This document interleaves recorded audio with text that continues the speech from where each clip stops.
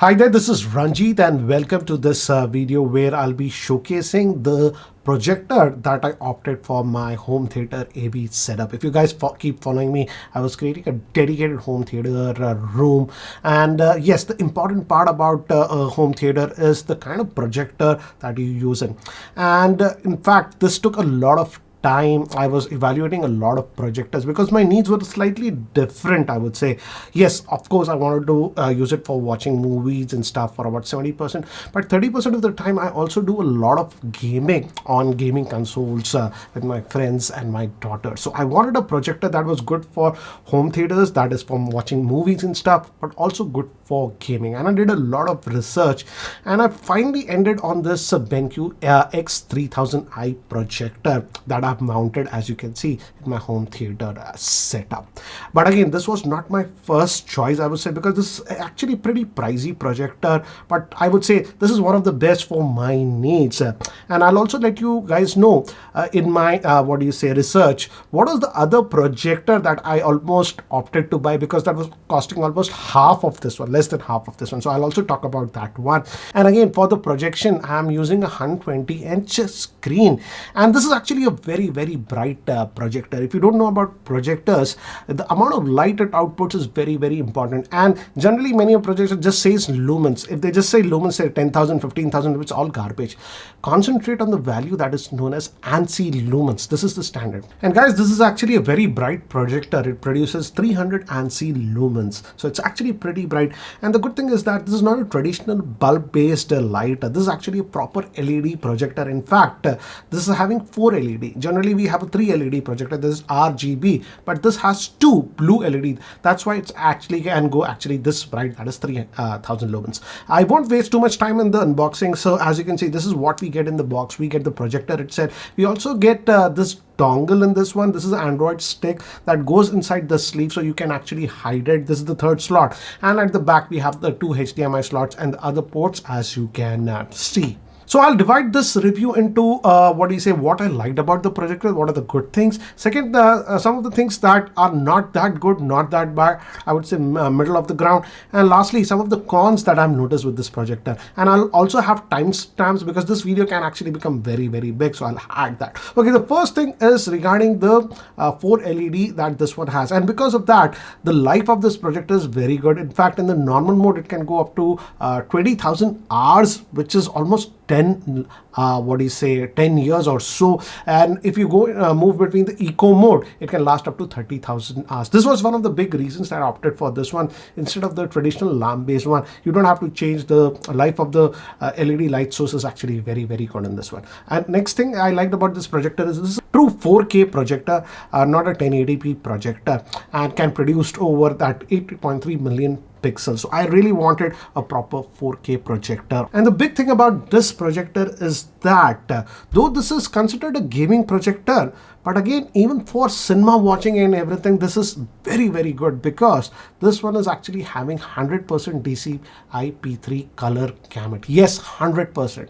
Yes, not Rec 709, but DCI-P, which is vastly better. And the pictures, the images that this projector produces is just amazing.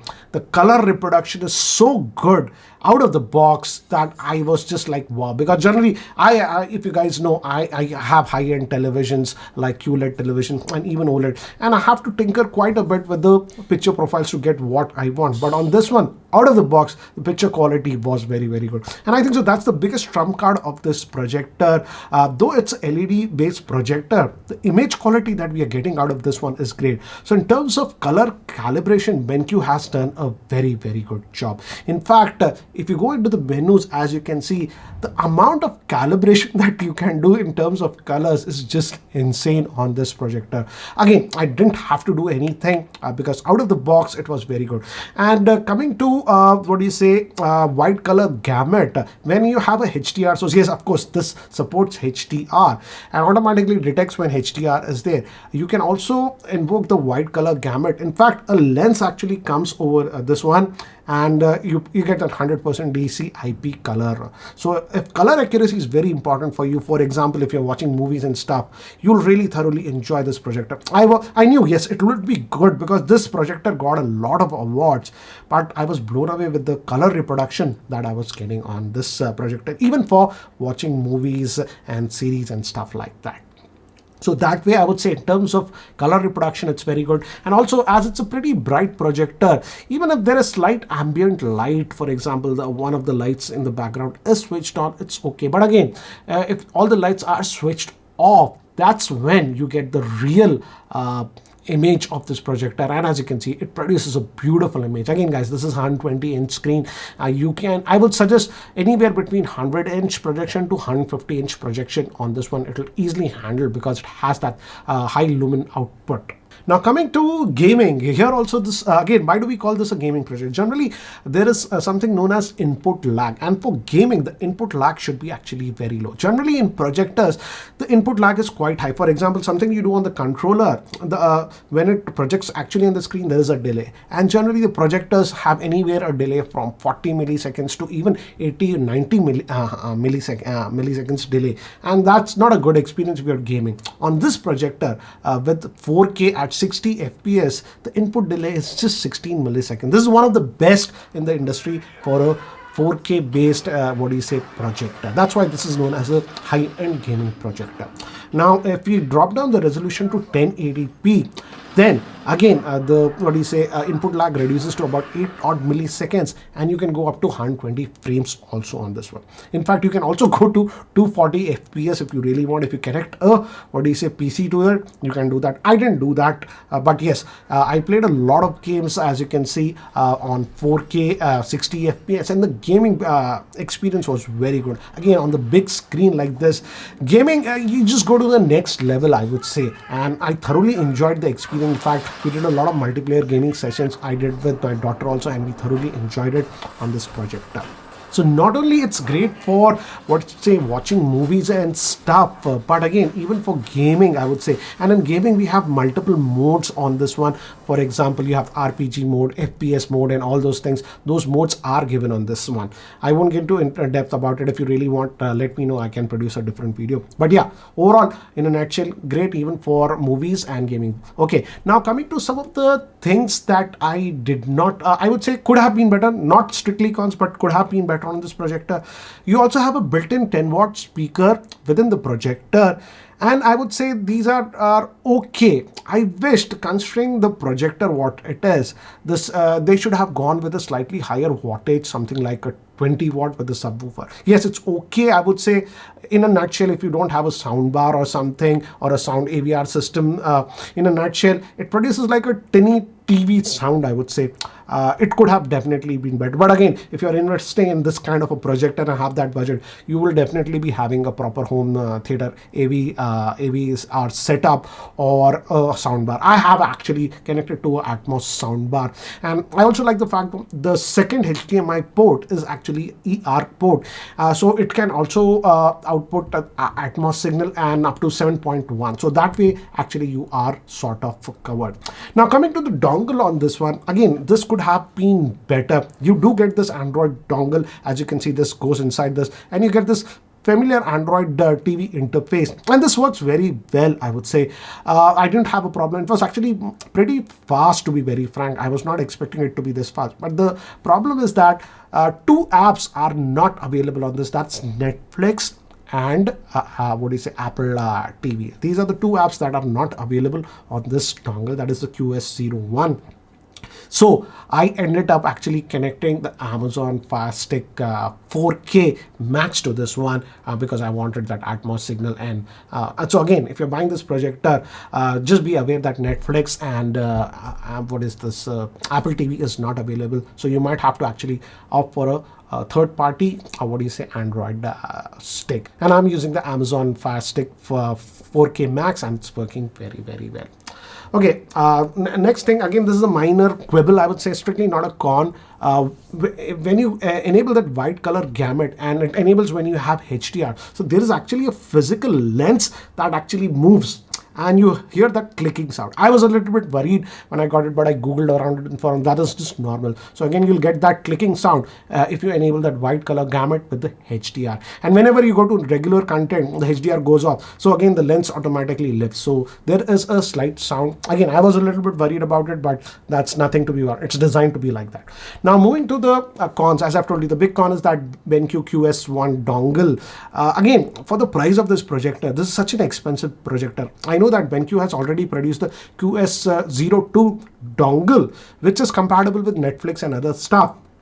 I wished they just bundled that dongle in this one, because the point of having this external dongle is that later on you can just upgrade to a better quality dongle to get more features. So I don't know why BenQ is not giving us the QS02 dongle with this one. Also, one big con I have with this projector is, as you can see, this is a big projector and you will mount it over the ceiling or something like that. And yes, you do have the focus. You can easily focus on this one, and also you can zoom in and zoom out. So that's not a problem. In fact, I have kept it about 11.5 feet from the screen, and I'm easily getting 120 in screen. And you can play around with that one because of the zoom, optical zoom that you have. So you have no quality loss. But this projector simply does not have any physical lens shifting mechanism, so that is a big pain, I would say. So while installing, you have to be careful, so that yes, you do have keystone, you can adjust with the keystone, but again, keystone is not recommended. So I miss the fact that, considering this is a pretty expensive projector, we don't have the lens shift mechanism on this one. That should happen actually there on this one.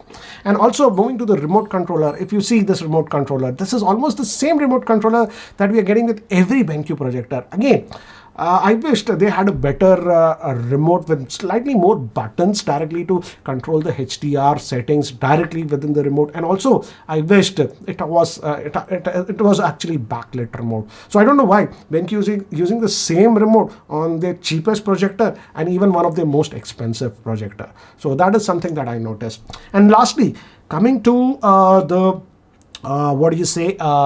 pricing in India, this is a pretty expensive projector, almost close to about 3.5 lakhs. And I did a lot of Googling, why are projectors so expensive in India?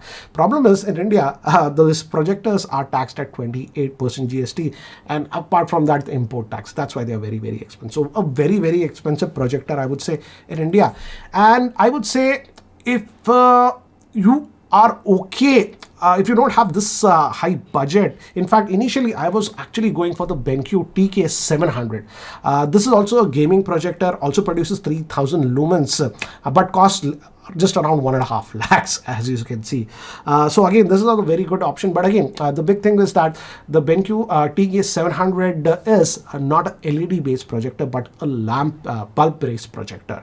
So and again, it also doesn't have the 100% DCP IP. But again, if you can compromise on those slight things, again, the pricing of the TK700 is amazing, less than about 1.5 lakhs, and still it has around 3000 lumens.